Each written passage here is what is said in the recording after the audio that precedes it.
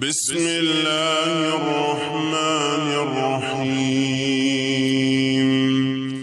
ياسين والقرآن الحكيم إنك لمن المرسلين على صراط مستقيم تنزيل العزيز الرحيم لتنذر قوما ما أنذر آباؤهم فهم غافلون. لقد حق القول على أكثرهم فهم لا يؤمنون. إنا جعلنا في أعناقهم أغلالا فهي إلى الأذقان فهم مقمحون. وجعلنا من بين أيديهم سدا ومن خلفهم سدا فأغشيناهم فهم لا يبصرون. وسواء عليهم أأنذرتهم أم لم تنذرهم لا يؤمنون. إنما تنذر من اتبع الذكر وخشي الرحمن بالغيب فبشره بمغفرة وأجر كريم. إنا نحن نحيي الموتى ونكتب ما قدموا وآثارهم وكل شيء أحصيناه في إمام مبين. واضرب لهم مثلا أصحاب القرية إذ جاءها المرسلون إذ أرسلنا إليهم اثنين فكذبوهما فعززنا بثالث فقالوا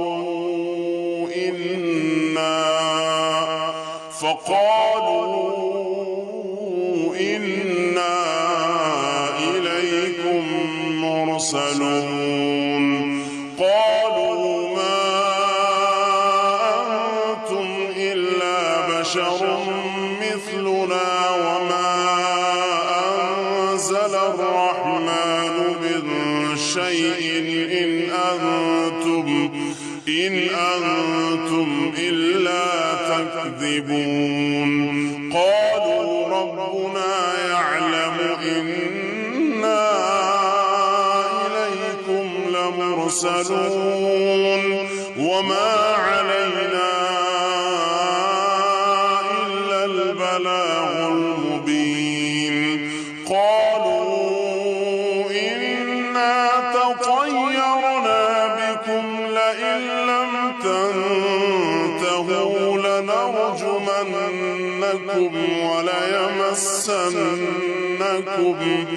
وليمسنكم منا عذاب أليم. قالوا طائركم معكم أئن ذكرتم بل أنتم قوم مسرفون. وجاء من أقصى المدينة رجل يسعى قال يا قوم اتبعوا المرسلين اتبعوا من لا يسألكم أجرا وهم مهتدون. وما لي لا فطرني وإليه ترجعون أأتخذ من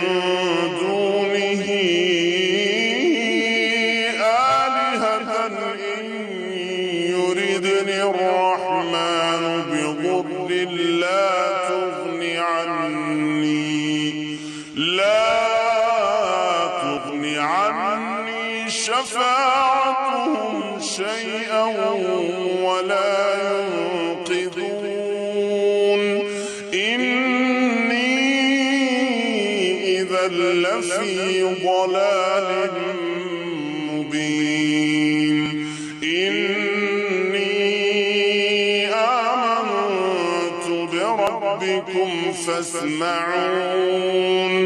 قيل ادخل الجنة قال يا ليت قومي يعلمون بما غفر لي ربي وجعلني من المكرمين وما أنزلنا على قومه من بعده من جند من السماء وما كنا منزلين إن كانت إلا صيحة واحدة فإذا هم خامدون يا حسرة على العباد ما يأتيهم من رسول إلا كانوا به يستهزئون ألم يروا كم أهلكنا قبلهم من القرون أنهم إليهم لا يرجعون وإن كل لما جميع لدينا محضرون وآية لهم الأرض الميتة أحييناها وأخرجنا منها حبا فمنه يأكلون وجعلنا فيها جنات من نخيل وأعناب وفجرنا فيها من العيون ليأكلوا من ثمره وما عملته أيديهم أفلا يشكرون سبحان الذي خلق الأزواج كلها مما تنبت الأرض ومن أنفسهم ومما لا يعلمون وآية لهم الليل نسلخ منه النهار فإذا هم مظلمون والشمس تجري لمستقر لها ذلك تقدير العزيز العليم والقمر قدرناه منازل حتى عاد كالعرجون القديم لا الشمس ينبغي لها أن تدرك القمر ولا الليل سابق النهار وكل في فلك يسبحون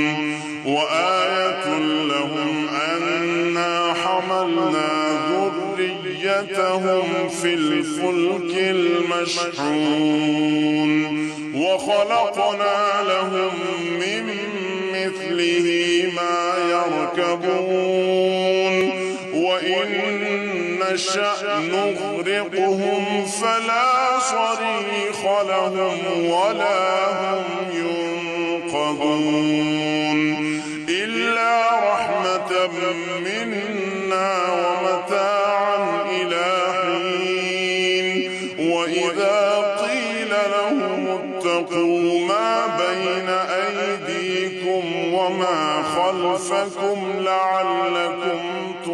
يرحمون وما تأتيهم من آية من آيات ربهم إلا كانوا عنها معرضين وإذا قيل لهم أنفقوا مما رزقكم الله قال الذين كفروا للذين آمنوا أنطعم من لو يشاء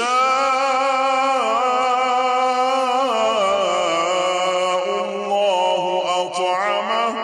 إن أنتم إلا في ضلال مبين ويقولون متى هذا الوعد إن كنتم صادقين ما ينظرون إلا صيحة واحدة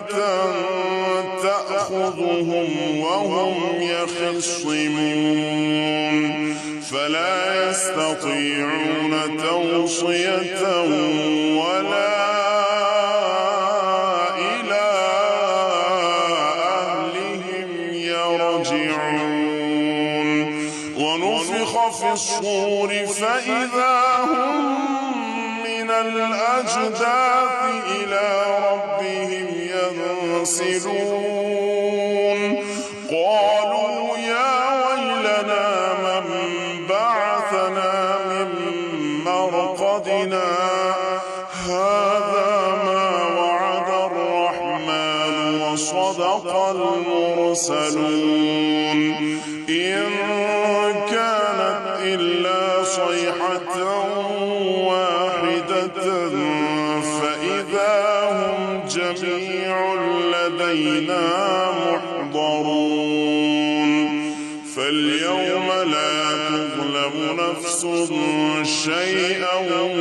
ولا تجزون إلا ما كنتم تعملون إن أصحاب الجنة اليوم في شغل فاكهون هم وأزواجهم في ظلال على الأرائك متكئون لهم فيها فاكهة ولهم ما يدعون سلام قولا من رب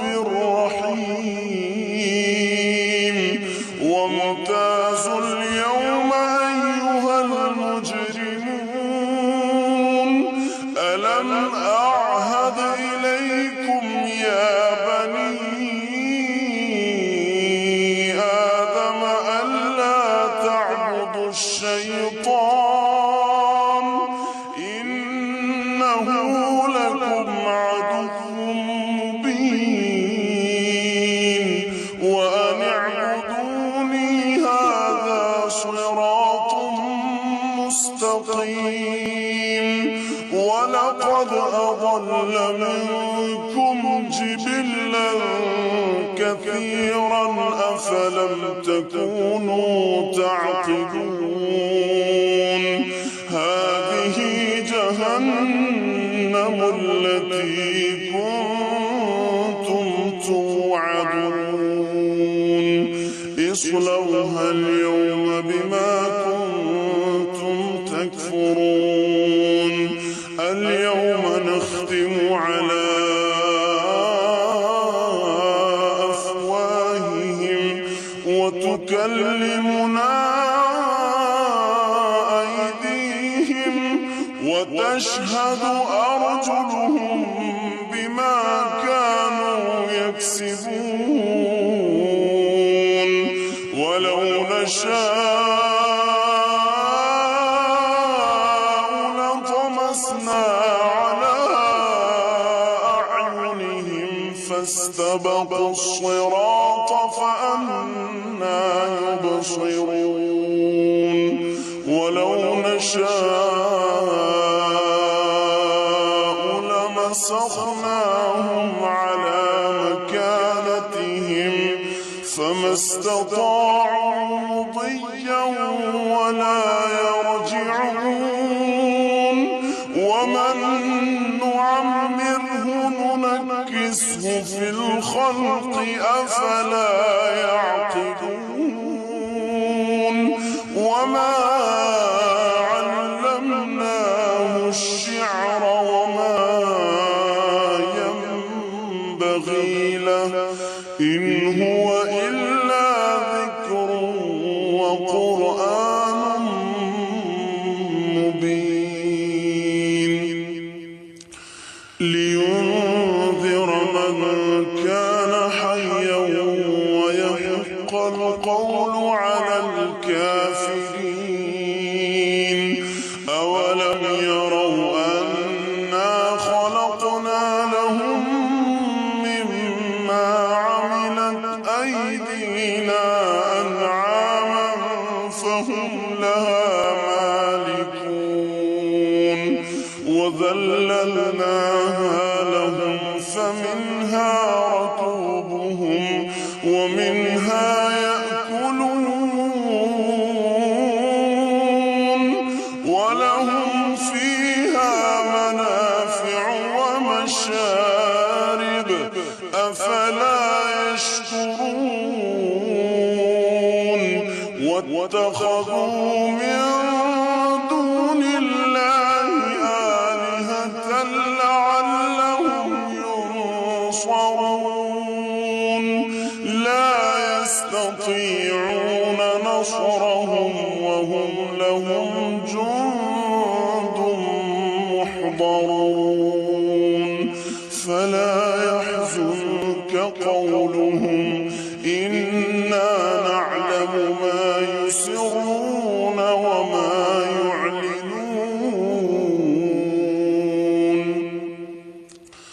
أولم يرى الإنسان أنا خلقناه من نطفة فإذا هو خصيم مبين وضرب لنا مثلا ونسي خلقه قال من يحيي العظام وهي رميم قل يحييها الذي أنشأها أول مرة وهو بكل خلق عليم الذي جعل لكم من الشجر الأخضر نارا فإذا أنتم منه توقدون أوليس الذي خلق السماوات والأرض بقادر على أن يخلق مثلهم بلى وهو الخلاق العليم إنما أمره إذا أراد شيئا أن يقول له كن فيكون فسبحان الذي بيده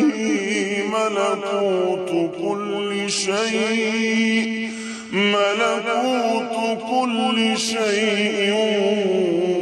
وإليه ترجعون.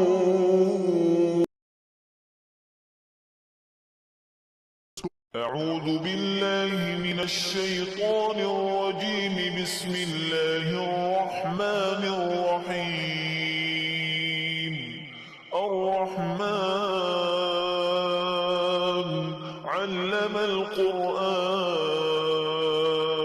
خلق الإنسان علمه البيان الشمس والقمر بحسبان بحسبان والنجم والشجر يسجدان والسماء رفعها ووضع الميزان ألا تطغوا في الميزان وأقيموا الوزن بالقسط ولا تخسروا الميزان والأرض وضعها للأنام فيها فاكهة والنخل ذات الأكمام والحب ذو العصف والريحان فبأي آلاء ربكما تكذبان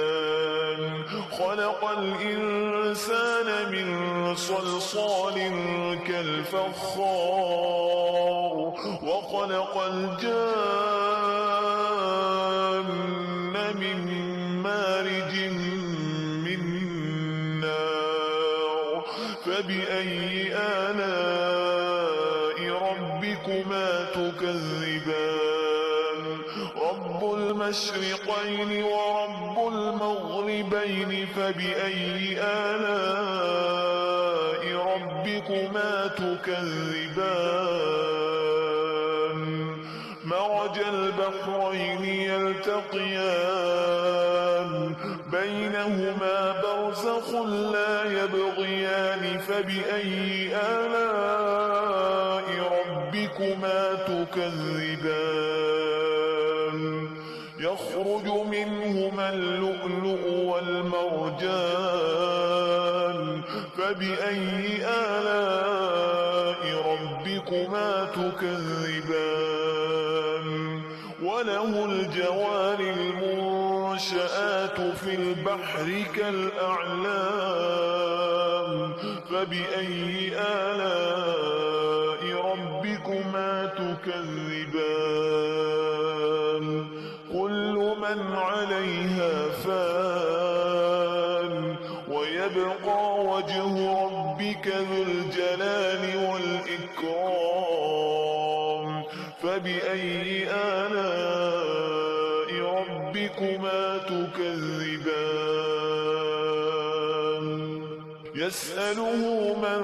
في السماوات والأرض كل يوم هو في شأن فبأي آلاء ربكما تكذبان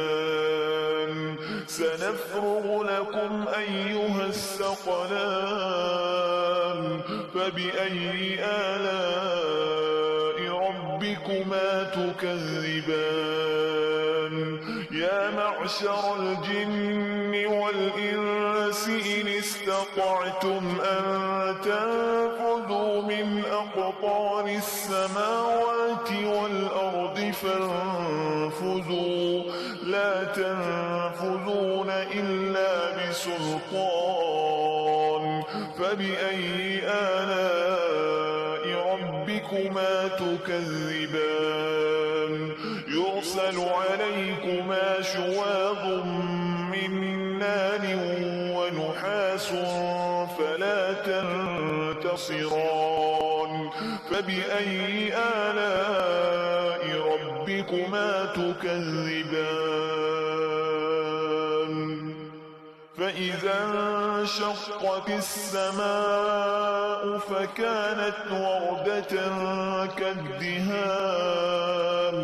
فبأي آلاء ربكما تكذبان فيومئذ لا يسأل عن ذنبه إنس ولا جان فبأي آلاء ربكما تكذبان يعرف المجرمون بسيماهم فيؤخذ بالنواصي والأقدام فبأي آلاء ربكما تكذبان هذه جهنم التي يكذب بها المجرمون يطوفون بينها وبين حميم آن فبأي آلاء ربكما تكذبان ولمن خاف مقام ربه جنتان فبأي آلاء ربكما تكذبان ذواتا أفنان فبأي آلاء ربكما تكذبان فيهما عينان تجريان فبأي آلاء ربكما تكذبان فيهما من كل فاكهة زوجان فبأي آلاء ربكما تكذبان متكئين على فرش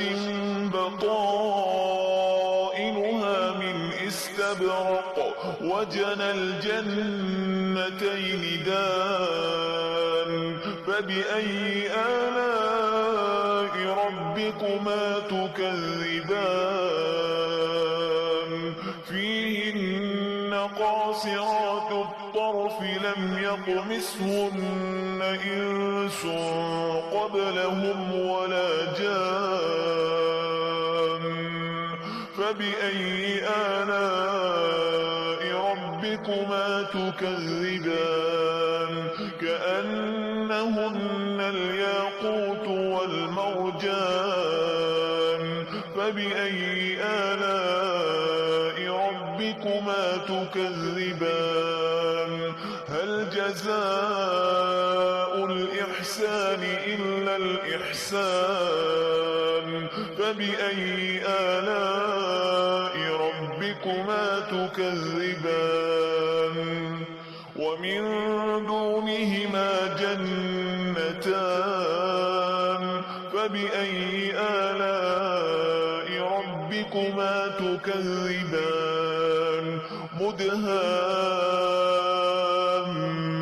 مدهامتان فبأي آلاء ربكما تكذبان فيهما عينان نضاختان فبأي آلاء ربكما تكذبان فيهما فاكهة ونخل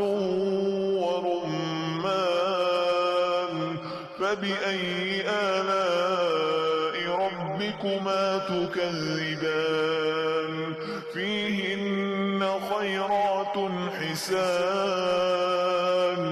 فبأي آلاء ربكما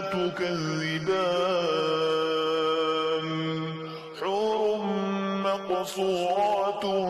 في الخيام فبأي آلاء ربكما تكذبان لم يطمثهن إنس قبلهم ولا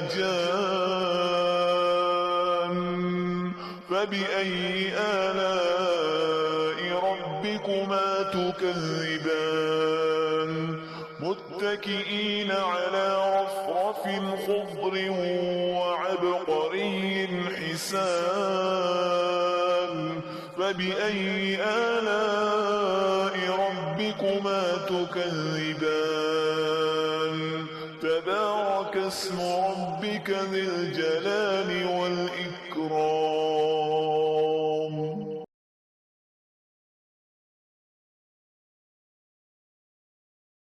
أعوذ بالله من الشيطان الرجيم بسم الله الرحمن الرحيم الرحمن علم القرآن خلق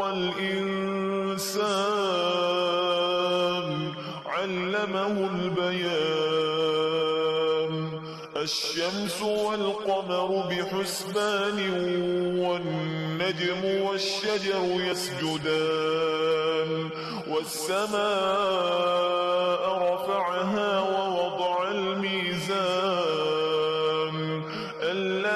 تطغوا في الميزان وأقيموا الوزن بالقسط ولا تخسروا الميزان والأرض وضعها للأنام فيها فاكهة والنخل ذات الأكمام والحب ذو العصف والريحان فبأي آلاء ربكما تكذبان خلق الإنسان من صلصال كالفخار وخلق الجان من مارج من نار فبأي آلاء ربكما تكذبان رب المشرقين ورب المغربين فبأي آلاء ربكما تكذبان مرج البحرين يلتقيان بينهما برزخ لا يبغيان فبأي آلاء ربكما تكذبان يخرج منهما اللؤلؤ والمرجان فبأي آلاء ربكما تكذبان وله الجوار المنشآت في البحر كالأعلام فبأي آلاء ربكما تكذبان كل من عليها فان ويبقى وجه ربك ذو الجلال والإكرام فبأي آلاء ربكما تكذبان يسأله من في السماوات والأرض كل يوم هو في شأن فبأي آلاء ربكما